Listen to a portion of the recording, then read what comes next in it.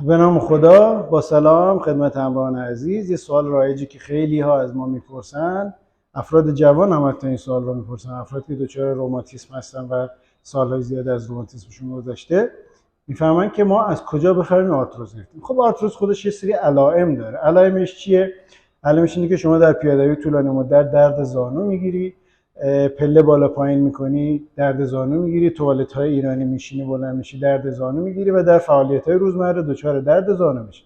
حالا این درد زانو از خفیف شروع میشه و به سمت شدید میره. وقتی شدید میشه زانو دچار انحرافات میشه، دچار محدودیت میشه، دچار بدشکلی میشه که دیگه اونجا دیگه آخرشه، دیگه زمانی هست که آرتروز شدید شده و شما باید حتما این کار باش بکنید.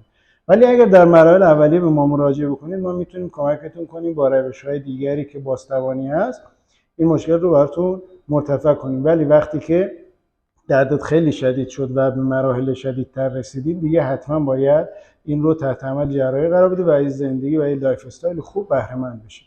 خیلی ممنون.